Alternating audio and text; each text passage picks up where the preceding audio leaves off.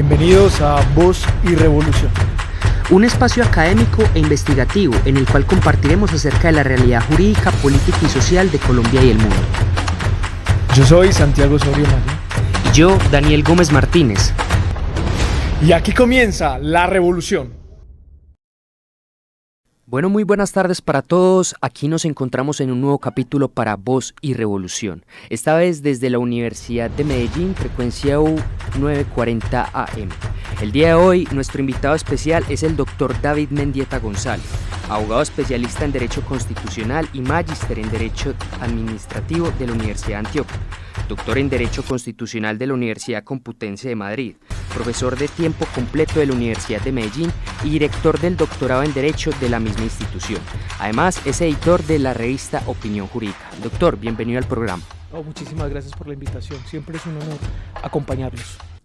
Listo. Santi, ¿quieres dar algo preliminar? Nos estamos internacionalizando. Ya estamos en frecuencia U de la universidad. Yo creo que increíble, un proyecto que empezó en Instagram, que ya tenemos un videito ahí por si no lo han visto, donde hablamos del M19.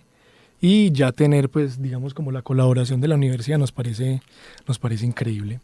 Y el tema es bastante interesante. Es analizar, bueno, en qué va el proceso de paz, ese proceso de paz tan polémico que se firma en el 2016 con el grupo beligerante o terrorista para algunos, más longevo de la historia, o más longevo, digamos, en ese tiempo.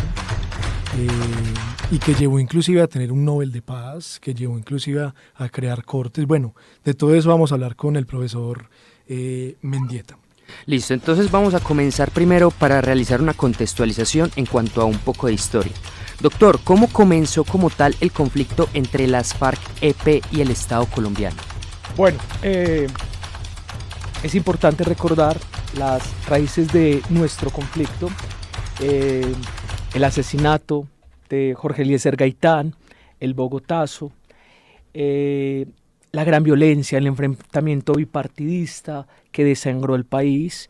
Luego hay diferentes procesos de intentos de desmovilización de las autodefensas campesinas que se habían levantado en ese momento, y esa lucha entre liberales y conservadores. Llega la dictadura de Gustavo Rojas Pinilla. De nuevo hay intentos de desmovilización, y hay un personaje que es Manuel Marulanda, que inicialmente es un líder campesino, líder de autodefensas campesinas. Se da el bombardeo durante el gobierno de Guillermo León Valencia Marquetalia. Esa es una herida que nunca cicatrizará para tiro fijo, y en 1964 forman lo que se llamará las Fuerzas Armadas Revolucionarias de Colombia, FARC. ¿Por qué se dio como tal esa Marquetalia? ¿Cuáles eran las exigencias que tenían los grupos campesinos que se estaban armando en ese momento, exigiéndole ciertas condiciones al gobierno de Guillermo León Valencia? Marquetalia marcará la historia del país porque para ese momento son autodefensas campesinas. Son muchas de ellas con raíces liberales, personas que salieron huyendo de diferentes partes del país con preponderancia conservadora y se fueron a regiones inhóspitas, selváticas, etcétera, etcétera. El bombardeo de Marquetalia marcará la historia del país porque es un punto de no retorno, ¿sí? Estos inicialmente campesinos, carentes de organización, carentes incluso hasta de ideología, ¿sí? Porque inicialmente el conflicto no será con bases comunistas, bases leninistas, no. Es personas que están huyendo, personas que están reclamando derechos, que están reclamando tierras, que están reclamando cerdos, gallinas, frente al abuso de la autoridad, y Marquetalia de alguna manera los arrinconará para obligarlos a asumir posiciones mucho más radicales y ya con un componente ideológico. Unas guerrillas agrarias, agrícolas, campesinas, con una incipiente base marxista-leninista. Y a eso quería ir, el tema de la ideología. El EPL era maoísta, ¿cierto? El ELN fue, digamos, una vocación más de la Revolución Cubana. Pero ¿por qué las FARC toman, digamos, las banderas del marxismo-leninismo y de un marxismo-leninismo soviético, digamos, una inspiración más soviética respecto del comunismo? ¿Por qué toman esas bases en ese momento? Antes, digamos, que era una guerra como de subsistencia, o sea, nos estamos muriendo, no rinde ser campesino en este país, necesitamos garantías, pero ya luego, ¿cuál es el fundamento? Por ejemplo, Marulanda era muy lector de Lenin o de Trotsky. ¿Por qué? Porque se vuelven marxistas.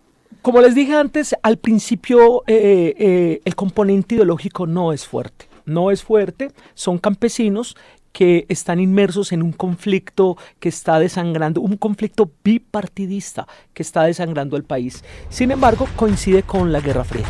¿Sí? Coincide con un momento donde el mundo está polarizado, donde están los pro-estadounidenses, están los pro-soviéticos, y aunque ambas potencias no se enfrenten, ¿sí?, o no lo hagan de manera directa, lo harán a través de terceros.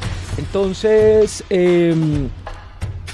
será la oportunidad para que un grupo disidente, un grupo de hombres, inicialmente muy pequeño, ¿sí? Estamos hablando de 50 hombres, que son los que están huyendo de Marquetalia, un grupo muy pequeño, vayan adquiriendo una connotación o un componente ideológico de origen soviético, entre otras cosas porque la Unión Soviética, el proceso histórico de la Unión Soviética, el proceso de la revolución, no podemos olvidar que tiene un componente agrícola inmenso, porque cuando estalla la revolución rusa, Rusia no es una potencia industrial. Rusia es un estado atrasado en el feudalismo con un componente agrícola, y que realmente es lo que harán Lenin y luego de manera definitiva Stalin, ¿sí? Tratar de modernizar una sociedad agrícola y convertirla en una potencia industrial.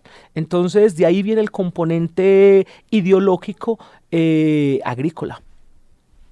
Y siempre ha estado como vinculado el comunismo con la tierra. O sea, ellos han entendido desde hace mucho tiempo, económicamente hablando, que la creación de riqueza más palpable está en la tierra, digamos, como la fracturización, digamos, para hacer minería, la agricultura, la producción, todo, digamos, el trabajo que hace el campesino es muy valorado por el comunismo. Ya lo había hablado Marx, si no estoy mal, en el segundo tomo del Capital. Entonces, por ejemplo, Mao también estuvo muy vinculado al tema del agro, siempre ha estado vinculado en ese tema. Y por ejemplo, lo que dice el profesor Mendieta es importante porque era un grupo muy pequeño, pero era un grupo muy pequeño que conocía mucho su región, y por eso no fue acabada por el ejército. Pues el ejército obviamente los multiplicaban y tenían más armas y tenían más tecnología y tenían apoyo de muchas, inclusive de las potencias, podría decirse, en Operación Cóndor, pero ellos conocían su tierra. Inclusive hay una anécdota de Tiro Fijo, y es que Tiro Fijo se le estaba escapando y lo tenían rodeado, o sea, rodeado. Estaba por el lado derecho había ejército, por el lado izquierdo, por el frente, en una montaña, y él se enterró y sobrevivió, y Tiro Fijo murió de viejo. Es como una nota ahí. Otro punto importante para el caso de las guerrillas en la historia de América Latina han sido cuestiones de financiación. Tú ahorita estás hablando respecto del apoyo que han tenido grandes grupos guerrilleros a lo largo de la historia de América Latina, y todos han sido financiados gracias a países extranjeros. De hecho, una de las críticas que se hace actualmente al gobierno de Venezuela fue una presunta financiación que le hizo a grupos guerrilleros y beligerantes contra el Estado colombiano. Pero bueno, para que no nos centremos demasiado en este tema, vamos a continuar. Doctor, ¿por qué las FARC no se unió a las negociaciones realizadas por el presidente Belisario Betancur con el M-19 y el EPL? No, realmente las FARC sí se unió. Lo que pasa es que las conversaciones llevaron a un acuerdo diferente, no un acuerdo de desmovilización, sino un intento de ejercicio político a través de la UPEP. Entonces siempre será importante relacionar el papel jugado por la UPED y lo que le ocurrió a la UPED frente a la participación política de las FARC. No podemos olvidar que fue un genocidio, ¿sí? Mueren más de 5.700 personas, datos de la JEP, y de alguna manera esto marcará el devenir político de las FARC y sus intenciones de ser parte o no de la democracia. ¿Cuál fue como tal el proyecto de acuerdo de paz que quería celebrarse entre las FARC y el gobierno de Álvaro Uribe Vélez? ¿Qué diferencia tuvo este con el de los grupos paramilitares? Justicia y Paz está diseñado, estuvo pensado para los grupos paramilitares. Aunque fue posible y efectivamente algunos guerrilleros se desmovilizaron, era muy difícil por razones evidentes que las FARC negociara con Álvaro Uribe, quien había sido su enemigo evidente, quien había dado golpes contundentes. Entonces las FARC hubo invitación a sentarse a negociar por parte del gobierno de ese entonces, el gobierno de Álvaro Uribe. Sin embargo, las FARC no cedió, no estuvo dispuesta, no vio como un negociador legítimo a alguien con quien había desarrollado odio visceral, ¿sí? Entonces no había canales de comunicación sólidos que permitieran que efectivamente ese acercamiento se diera y llevara a algún punto. Por ejemplo, en el gobierno de Álvaro Uribe era más común ver, digamos, publicaciones del gobierno diciendo: ve, pase la Navidad con su familia, desmovilícese. Entonces era una forma como ellos trataban como pues digamos como desestabilizar también un poco las FARC, y se vieron muchas noticias de mujeres embarazadas que huían y que las perseguían porque pues si se volaban pues las mataban, porque la mayoría de reclutamiento forzado, pero también hombres y mujeres y niños que se volaban pues de los campamentos y recorrían selva días y días hasta llegar, digamos, a donde una autoridad, a una alcaldía y a un ejército, una base, y a decir: en efecto me desmovilizo y pues si quiero colaborar con la paz y demás. Pero lastimosamente muchos murieron en el intento. O sea, no era como, pues las FARC siempre han tratado de decir que ese reclutamiento forzado era muy excepcional, ¿cierto? Que más bien en las zonas donde ellos tenían cierto poder, pues digamos que la juventud lo único que veía para salir adelante era unirse a las FARC y porque le podía proveer a su familia y demás. Pero pues digamos que ¿dónde hay libertad cuando manda la necesidad? Entonces como un punto muy importante en el gobierno de Uribe. Y no podemos olvidar que las FARC tenía una estructura jerárquica sólida, representada por el secretariado de las FARC.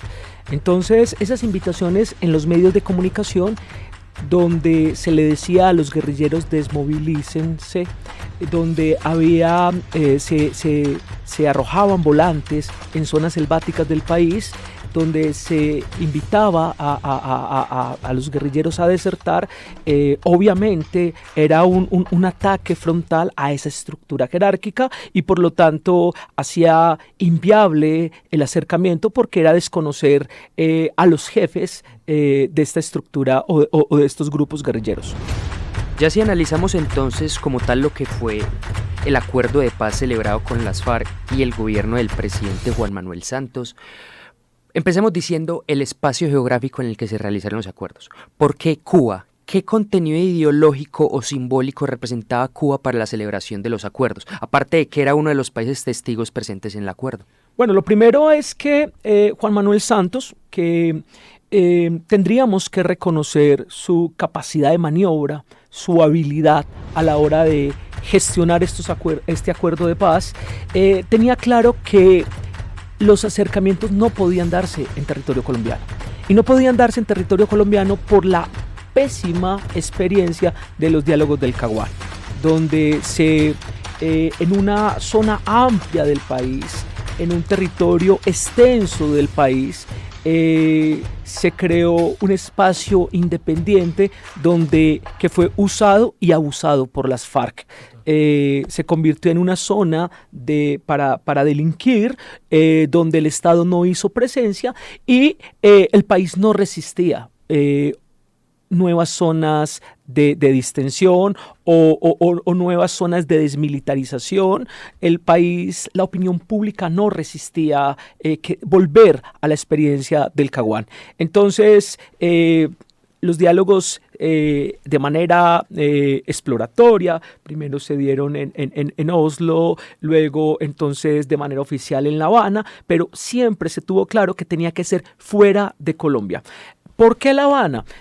Pues bueno, Cuba es un país importante en la historia del país y en la historia del conflicto colombiano. Para nadie es un secreto el apoyo que el gobierno cubano durante mucho tiempo le brindó a diferentes guerrillas colombianas y latinoamericanas. Obviamente también financiado por el apoyo soviético en su momento, pero cuando cae la Unión Soviética, cuando se desintegra la Unión Soviética, pues este apoyo desaparece y Cuba también tiene que dejar de apoyar a los grupos subversivos porque no tiene recursos para hacerlo. Cuba es uno de los países garantes, pero además es un territorio, es un estado que le brindaba confianza a, en ese momento, la guerrilla de las FARC, y el Estado colombiano, en cabeza de Juan Manuel Santos, se acercó y confió en el gobierno cubano como centro o como base para adelantar esta negociación. Nosotros, yo creo que hemos sido profesionales o tenemos un doctorado en procesos de paz. Siempre hemos tenido una infinidad de procesos, muchos procesos han fracasado. Creo que el proceso de paz más importante en la historia reciente o en la historia de Colombia es el proceso de paz con las FARC, a pesar de que en el 90 se desmoviliza el M-19, el Quintín-Lame, que era bien interesante, el EPL. Pero digamos como esa magnitud y el hecho de tener un Nobel de Paz, nuestro segundo Nobel, pues porque ya lo había ganado de literatura Gabriel García Márquez, siempre queda como la pregunta, porque nosotros siempre nos preguntamos qué es lo mejor y qué es lo peor.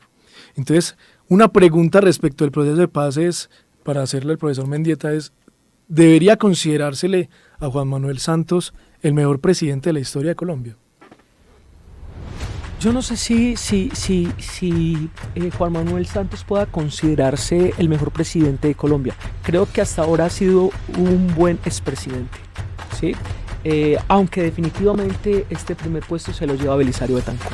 ¿Sí? La historia de Colombia conoce a Belisario como el mejor expresidente que ha tenido el país, precisamente por lo difícil de su mandato, pero también por una posición respetuosa que asumió luego de dejar la presidencia. La valoración del buen gobernante o el mal gobernante creo que tiene mucho de subjetiva, Todos sabemos que Juan Manuel Santos tiene sus defensores, pero también sus detractores. El premio Nobel creo que tampoco dice mucho. Reagan fue premio Nobel, Obama fue premio Nobel, Trump estuvo nominado, en fin, entonces creo que el Nobel tampoco es certificación de calidad. No sé, la historia, creo que aún la historia tiene cosas por decir y esperaríamos que la historia ponga a cada quien en su lugar. Sin embargo, es de destacar el papel jugado por Juan Manuel Santos en este intento de llegar a la paz, porque gastó todo su su capital político en este proyecto, y puede que le haya representado un Nobel, pero también lo acabó políticamente. Políticamente creo que pocas personas hoy en el país se autodenominan santistas. Eso que es discutible, tiene un ministro de educación, para mí, concepto. Tiene un ministro de educación. Digamos que hay algo, pues, de rezago de lo que queda políticamente. Eso inclusive estaba hablando yo antes de iniciar este podcast con Dani, y era que históricamente siempre nosotros somos como el último presidente es el más peor, entonces siempre es como una cadena infinita de lo peor o de lo mejor, pero por ejemplo, no sé, personalmente yo creo que históricamente lo he estudiado, creo que el mejor presidente que ha tenido Colombia, por lo menos del siglo XX, es López Pomarejo. Su primer gobierno me parece que hace unas reformas muy importantes. El primero y el segundo. Pues Ambas reformas fueron muy pues importantes. que en el segundo también retracta muchas reformas. En el segundo tiene muchos problemas y unos paros bien interesantes. Pero el primero fue fundamental. O sea, inclusive tuvieron que hacer un gobierno de pausa. O sea, porque fue tan radical liberalmente hablando que el segundo gobierno, pues el que le fue después, se le llamó el gobierno de la pausa. Doctor, ahorita estábamos hablando a Cuba y mencionamos acerca de los testigos presentes en el acuerdo de paz, varios países que funcionaron como garantes y veedores del acuerdo. A su vez, usted mencionaba un tema que era el capital invertido por el gobierno de Juan Manuel Santos, pero recordemos que el capital no solamente fue interno por parte del Estado, sino también que hubo una gran inversión extranjera, por ejemplo, por parte del Reino de Noruega. ¿Qué ocurrió con el dinero que ellos nos enviaron para invertirlo dentro del proceso de paz? ¿Cómo entró al erario y cómo se perdió ese dinero? Bueno, creo que la pregunta es oportuna en la medida de que hoy estamos hablando de la pérdida de los recursos de la paz. El asunto es que es cierto que durante el actual gobierno hay unas cifras importantes de dinero que no aparecen, muchas de ellas parece que se fueron en corrupción, etcétera, etcétera, pero el ruido por la pérdida de recursos de la paz viene desde antes. Viene incluso desde el año 2018, siendo presidente Juan Manuel Santos. Hubo denuncias en ese momento del fiscal Néstor Humberto Martínez de que se estaban cobrando coimas, se estaban desviando recursos para todos estos planes de proyectos económicos, etcétera, etcétera. Y la propuesta fue crear una veeduría internacional para estos dineros. Recordemos que se creó un fondo donde hubo una especie de obtención de recursos internacionales, pero estos dineros, desde el momento de que estos dineros se aportan, llegan a Colombia, se ha cuestionado la manera como se han invertido. ¿Sí? No podemos olvidar el problema que tiene Colombia frente a la corrupción y cómo de alguna manera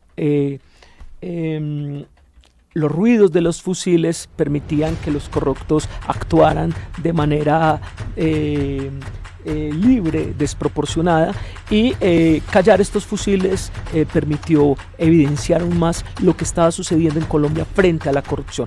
¿Qué significa? Que estos dineros, los dineros de la paz, están siendo la manera como se gastan, como se invirtieron, está siendo cuestionado desde el mismo momento en que entran a los fondos, a los diferentes fondos que se crearon para solventar la paz. Dentro del acuerdo vemos que uno de los primeros puntos se trata acerca de la reforma rural integral, esto con el fin de obtener una paz estable y duradera. ¿Cómo se puede conseguir esos 3 millones de hectáreas para los miembros de las antiguas FARC y cumplir el contenido del acuerdo de paz? Bueno, las fuentes son varias. La principal fuente serán baldíos, son baldíos. También recuperar baldíos, hoy ocupados de manera irregular, de manera ilegal por particulares, tierras incautadas. Que creen que lo pueden prescribir. Claro, tierras incautadas al narcotráfico, entre otros. Pero, bien lo decía recientemente Gustavo Petro, gran parte de esas tierras hay que comprarlas. ¿Sí? Entonces, la discusión, el gran tema aquí es de dónde saldrán los recursos para comprar esas tierras que permitirán alimentar ese banco de tierras, especialmente en un país que está quebrado. O sea, para nadie es un secreto la manera como el gobierno actual recibe las finanzas del gobierno saliente, donde se despilfarraron, donde se hicieron gastos desproporcionados, en fin, y esta situación creo que va a generar un incumplimiento por parte del gobierno porque no hay plata para comprar tierras. Y si no hay plata para comprar tierras, también dentro del acuerdo se estableció un mecanismo para poder adquirirlas y eran unos subsidios, entre ellos un subsidio integral para la compra dotado para los exmiembros del grupo armado. ¿Cómo podemos conseguir ese dinero para poder dárselo a los combatientes? Daniel, volvemos a lo mismo.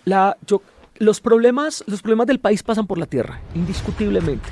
Bien lo decía Santiago, el problema de la tierra es un problema endémico en nuestro país y gran parte del conflicto gira en torno a la tierra. Pero Marx también decía que detrás de todo hay capital, detrás de todo hay dinero, hay intereses económicos. El problema es, puede que nuestro conflicto pase por la tierra, pero en un momento de crisis económica, ¿cómo vamos a solucionar el problema de tierras? Entonces, o la comunidad internacional vuelve sus ojos hacia Colombia, cosa que seguramente no va a suceder, porque en este momento tenemos quien nos rivaliza, por ejemplo, Ucrania. Sí. El mundo está mirando a Ucrania, Europa está mirando a Ucrania, Estados Unidos está mirando a Ucrania, no van a mirar a Colombia. Entonces, creo que es un problema que vamos a tener que solucionar nosotros. ¿Cómo lo vamos a solucionar? Pues seguramente nos va a tocar apretarnos el cinturón y eso hará que este sea un gobierno muy impopular. Ya lo está haciendo. Tiene que ser austero. Y digamos un punto importante, digamos en esta discusión, y es un discurso que hace Gustavo Petro ante la Asamblea General de Naciones Unidas, que plantea algo que a mí me parece bien interesante, porque nunca se había hablado de eso. No es para nadie un secreto que Europa siempre ha tenido sus ojos en el Amazonas. O sea, es más fácil tener una noticia alarmante de Alemania sobre deforestación del Amazonas que tener una noticia de un medio local sobre la misma deforestación en el Amazonas, inclusive sobre Brasil y demás. Y entonces se ha planteado una propuesta política, una propuesta económica, y es el hecho de que los países grandes, los países mal llamados potencias, o los países europeos también, empiecen a financiar la protección del Amazonas y considerar el Amazonas como un territorio, digamos, de escala internacional y de protección internacional. Entonces, algo así, no me acuerdo de la cifra que estaba pidiendo Gustavo Petro, pero para que tuvieran, pues para que todo el mundo aportara para cuidar el Amazonas y eso darle unos recursos inmensos a Colombia. Pero para eso también hay que tener una veeduría demasiado grande, porque si no ocurre lo mismo que con los dineros del proceso Infraestructura. de paz. Infraestructura. Pues porque es que uno cómo cuida una selva, o sea, uno cómo cuida una selva tan densa. Es muy, o sea, entonces, ¿necesito talar para poner bases militares? ¿O cómo voy a meter ejército allá? ¿O necesito talar también como para hacer infraestructura? ¿O necesito hacer vías? Y si hago vías se jode. O sea, porque un punto que inclusive hablan del Darién, que hoy es una crisis nacional, lo que está pasando en el Darién, y es que decían, si completan la ruta panamericana, se acaba el Darién. Porque ahí hacen una ruta, pero es que es muy duro hacer una ruta ahí. Pero digamos, supongamos que la infraestructura da para hacer una ruta ahí, terminamos la Panamericana, que es como el gran sueño de mucha gente, y empieza a expandirse y se acaba el Darién. Pero ¿cómo crees que se podría dar esa creación de autopista panamericana, yo creo que ya, sabiendo que de por sí de ahí existen grupos al margen de la ley que utilizan ese mismo sitio del Darién para poder distribuir? Para mí no me da, pues en mi mente no tiene que haber no solamente una intervención nacional, sino de por ahí de otros 3 países. Inclusive estaban hablando de hacer un puente entre una isla que está como cerquita a Panamá, hacer un puente y luego hacer otro, y no, pero sería el puente más largo del mundo. No, pero sería también una inversión muy costosa que, no y que tal vez no produzca el resultado que se quiere. Pero bueno, volvamos entonces al punto. Miremos otro de los asuntos importantes dentro del proceso de paz, dentro del acuerdo. Es en cuanto al sistema integral de seguridad para el ejercicio de la política. Nosotros sabemos que han sido varios los excombatientes que han sido asesinados en el periodo 2017-2022. ¿Cómo podemos hacer efectivo ese punto del acuerdo y que no repitamos la historia con el proceso de paz que se realizó entre los miembros del M-19 y el EPL con Belisario Betancur? Bueno, como empezamos la conversación de hoy, dijimos que este es un país de procesos de desmovilización, pero procesos de desmovilización fallidos. Desde la mismísima revolución de los comuneros. Ustedes recuerdan cómo termina Galán. traicionado, juicio exprés y descuartizado, y su cuerpo repartido por todo el territorio del virreinato. Es solo un ejemplo para mostrar cómo en este país somos capaces de repetir nuestros propios errores. Históricamente ha sido así.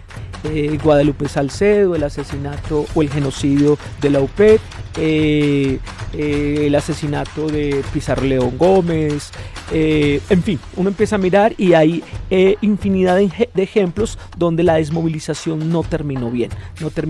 Este parece que es otro. Incluso la Corte Constitucional recientemente declara el estado de cosas inconstitucional frente a la protección de los desmovilizados de las FARC y su seguridad. Primero, creo que para cumplir un acuerdo es necesario tener voluntad política, y el anterior gobierno no la tuvo. Los firmantes del acuerdo se convirtieron en números, se convirtieron en estadísticas, en datos. Un nuevo firmante es asesinado, el firmante número tal, y olvidamos que ese firmante tenía una familia, tenía un nombre, tenía un pasado, también tenía sueños, etcétera, etcétera, y que de alguna manera implica una tragedia para el presente, pero también para el futuro del país, que no respetemos el acuerdo. Entonces, ¿qué hacer? Esperemos que este gobierno tenga la voluntad política para cumplir, podamos brindarle las condiciones de seguridad, pero también las condiciones sociales, económicas, familiares, para que los desmovilizados puedan continuar con su proyecto de abandonar las armas y no volverlas a tomar. Digamos que hasta ahora se ha visto en los discursos del presidente, digamos, una voluntad política de cumplir el acuerdo. Digamos, fácticamente no se ha visto como la manera de proteger a los desmovilizados, pero por ejemplo que en la lectura del informe de la Comisión de la Verdad, que haya estado en ese momento el presidente electo, digamos, que le hayan entregado el informe y que él haya dicho: lo primero que yo voy a hacer es cumplir esto. Es un acto meramente simbólico. Es importante. Y también el discurso que hace después de que, bueno, muestra la espada de Bolívar y demás. Y él dice: lo primero que yo voy a hacer, porque él habla del decálogo, lo primero es cumplir el acuerdo de paz. Yo soy el presidente de la paz. Digamos, ojalá se monte otra vez, digamos, en el bus de la paz. O sea, se monte en el bus de Santos. Porque Santos se reelige con ese discurso. El presidente de la paz, el presidente de la paz, el presidente de la paz. Ojalá continúe, digamos, con eso. Porque es que, digamos que esto es una discusión vieja. O sea, estamos discutiendo si nos matamos o no nos matamos. Y esto es una discusión que muy latinoamericana, la verdad, me parece a mí, porque somos hermanos, y entre hermanos no deberíamos pues matarnos, asesinarnos, perseguirnos, porque usted se viste de rojo y yo me visto de azul. ¿Qué soledad tan grande tiene América Latina, Santi? Yo creo que la figura de Petro es determinante para entender lo que le está pasando al país y lo que le puede ocurrir en los próximos años. Petro es hijo de un proceso de desmovilización. Y muchas cosas se pueden decir contra Petro, pero no se puede decir que no cumplió ese proceso. O sea, él no volvió a retomar las armas. Entonces, el respeto que tiene Petro frente a su proceso, el proceso con el M-19, pero también frente a futuros o posibles procesos, es importante, y es importante que un guerrillero se convierta en nuestro jefe de Estado. Lo que pasa es que el país está polarizado. Sí. Petro gana con 700,000 votos frente a un candidato que era una caricatura. Un meme, era un meme. Sí, era una caricatura de candidato sin ninguna propuesta, y lo que preocupa de todo esto es que cualquier otro candidato frente a Rodolfo Hernández habría ganado por goleada. En cambio, Petro solo le saca 700,000 votos. ¿Qué significa? Que la mayoría de los votantes por Rodolfo Hernández no fueron votantes por él, sino contra Petro. El país está polarizado y como le vaya a este gobierno, alimentará o hará más evidente esa polarización. Puede que las marchas de esta semana podamos decir que fueron incipientes, pero en la medida de que sea necesario subir el precio de la gasolina, en la medida de que sea necesario aumentar ciertos impuestos, el gobierno se hará menos popular. Personalmente creo que los primeros decepcionados serán los petristas. ¿Por qué? Porque de alguna manera se cree que Petro con la varita mágica convertirá a Colombia en Suecia o en Noruega, y eso no es posible, teniendo en cuenta que los grupos económicos y sectores muy poderosos de la sociedad están contra Petro. Entonces, pensar que Petro por sí mismo o que su gobierno en sí mismo nos traerá la paz total, como él la llama, creo que es inocente. Es que pasar, Dale Santi, no hay problema. es que pasar de la oposición al gobierno es algo bien denso. Yo en algún momento tuve como la oportunidad hace muchos años de estar como en un congreso del Polo, donde ellos se llamaban Somos Oposición en ese momento. No hacía parte, todavía estaba Jorge Robledo. Y ellos se llamaban Somos Oposición. Yo les decía, pero ustedes no quieren aspirar a ser gobierno. O sea, porque listo, ustedes hacen una oposición increíble, pero no quieren aspirar a ser gobierno. Y yo creo que también eso en parte fue como la discusión de por qué Jorge Robledo se salió. Y pues su discusión con Petro. Pero que la izquierda pasara tantos años de hacer oposición a hacer gobierno es algo bien denso. Es que ser gobierno, manejar finanzas, manejar personal, manejar problemáticas. Y sin tener la experiencia de haber gobernado. Sí, es que o sea, tengan la seguridad que se cometerán muchísimos errores, y se cometerán muchísimos errores por falta de experiencia. Pues miren lo que está sucediendo con la ministra de Minas. ¿Sí? Entonces, claro, uno entiende la situación actual de la izquierda colombiana, donde por primera vez llegan al poder sin ninguna experiencia, pero no podemos olvidar que este no es un país de izquierdas.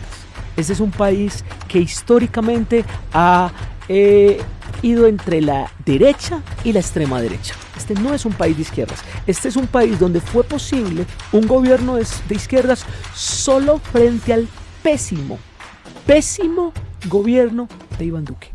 En otras circunstancias, la derecha seguiría en el poder y seguramente la derecha recuperará el poder. Doctor, ahorita nos estabas hablando acerca del acuerdo o la idea de paz total que está proponiendo el presidente Gustavo Petro. ¿Qué expectativas tiene usted respecto de este proyecto de acuerdo de paz? Volvemos a la historia. La paz es el gran mandato, el gran sueño de los colombianos. La Constitución de 1991 es el sueño por la paz. Cuando le preguntamos al colombiano promedio, ¿con qué sueña? Con un país en paz. Entonces, que un gobernante nos plantee la posibilidad de la paz total, por supuesto que es deseable y por supuesto que es de admirar. Lo que pasa es que tiene enemigos tan fuertes. ¿Sí? Tiene enemigos tan poderosos que no quiero ser pesimista, pero creo que es difícil. Es difícil porque a este país hay sectores que les interesa que la guerra continúe. ¿Sí? La guerra es un negocio para pocos. La paz es un negocio para todos. Ojalá estos sectores cayeran en esto, cayeran en cuenta de que es posible construir una sociedad, una mejor sociedad, una sociedad justa, incluyente, participativa, diversa, pluralista, etcétera, etcétera. Pero es muy difícil desmontar esquemas que durante tantos años han prevalecido en el país, donde unos pocos se benefician de la guerra, la corrupción, las armas, el narcotráfico, etcétera, etcétera, se beneficia de esta situación donde el río está revuelto, ¿sí? Y no están interesados en que los colombianos como tal podamos disfrutar de ese sueño llamado paz.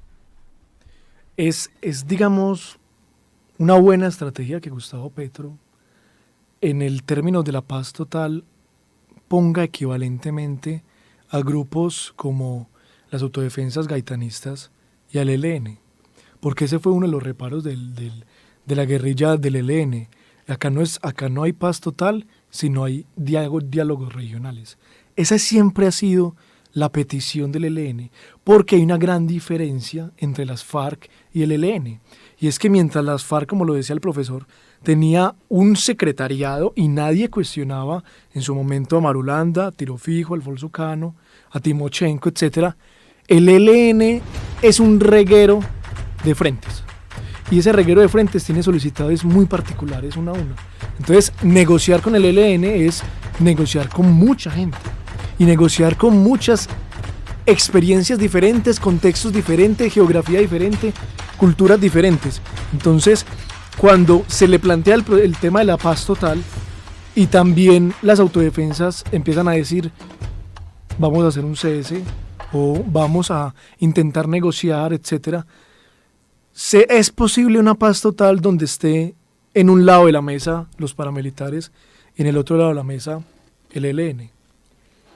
Tiene que ser posible porque indiscutiblemente tanto Bacrín como ELN, disidencias de las FARC, son factores de desestabilización de el orden público, de la seguridad nacional. Sin embargo, siempre habrá un gran enemigo, ¿sí? Y es el narcotráfico. Y digo siempre habrá mientras el narcotráfico siga siendo una fuente de ingresos multimillonarios. Y tiene mucho que ver con la prohibición. Bien lo dijo Petro ante la ONU, la lucha contra las drogas ha demostrado ser un desastre, ¿sí? Ha demostrado ser altamente inconveniente, especialmente para países como Colombia. Mientras en ciudades como Nueva York, París o Londres es muy cool meterse 1 o 2 rayas de cocaína, en Colombia estamos poniendo la sangre. ¿Qué sucede? Que es un negocio y es un negocio muy rentable. Entonces la ambición humana siempre llevará a que haya alguien, muchas personas dispuestas a trabajar, a enriquecerse con este negocio, y este negocio seguirá alimentando la guerra en Colombia. Entonces podemos llegar a acuerdos con las disidencias de las FARC, con el ELN o con el Clan del Golfo, con quien ustedes quieran, y puede que haya procesos y grandes desmovilizaciones, pero como la medusa, al cortarle parte de esas serpientes, pues surgirán serpientes nuevas. Es momento de la legalización. El mundo tiene que pensarlo. Curiosamente, hay líderes que lo han propuesto, pero cuando dejan el poder. Un ejemplo es Juan Manuel Santos, ¿sí? Obama, de alguna manera también lo ha dicho. Pero es un negocio, porque realmente no es solo un negocio para quienes producen la droga, sino que también es negocio para quienes venden las armas.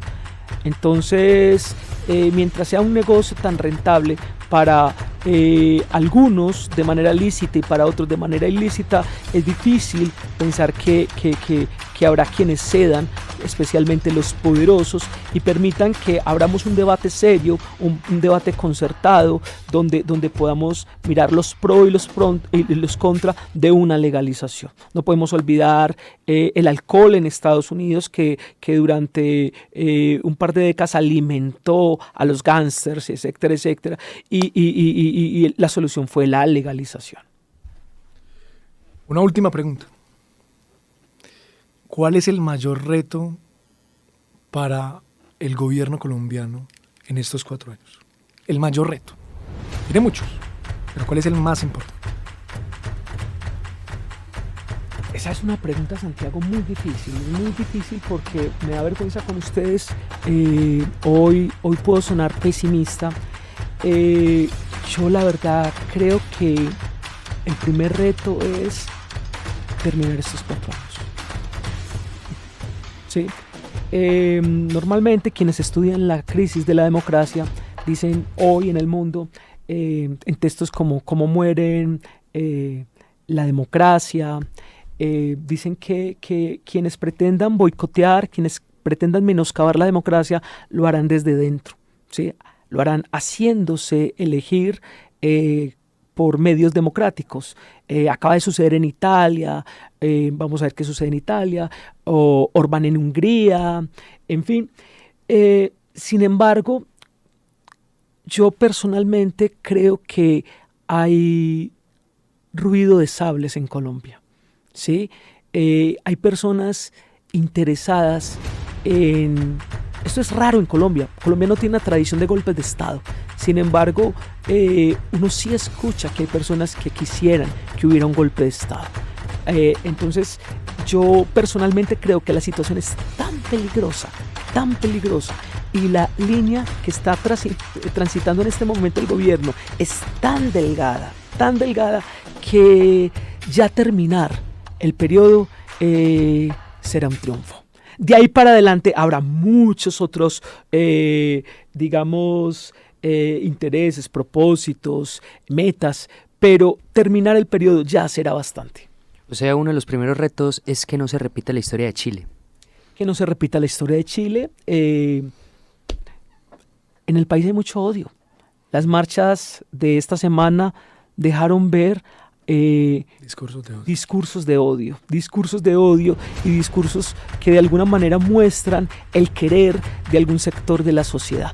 Entonces, mientras estos discursos sigan teniendo vitrina, mientras sigan siendo protagonistas, mientras haya quien los escuche, existirá la posibilidad de que Gustavo Petro no termine su periodo. Doctor, muchas gracias por habernos acompañado en este capítulo el día de hoy. Fue un placer haberlo tenido con nosotros. No, Daniel, Santiago, muchísimas gracias. Espero que se repita. Es un honor, es un gusto, es un espacio para hablar de esas cosas que lo intranquilizan a uno, pero que al mismo tiempo también da gusto poder socializarlas y expresarlas ante ustedes y ante todos los que nos escuchan. Nos deja un poco intranquilos, la verdad. Y también agradecerle a la Universidad de Medellín, a Frecuencia U por prestarnos el espacio. Por permitirnos comenzar a grabar con ellos. Total, muy bien. Prontamente vamos a incursionar en Spotify para subir los podcasts a Spotify, y también comenzaremos a grabar videos en Instagram, digamos, de hablando de actualidad, de novedades y demás, para, digamos, empezar a hacer que el discurso académico sea novedoso para la juventud. Bueno, esto es Voz y Revolución, y recuerden, aquí comienza la revolución. Muchas gracias.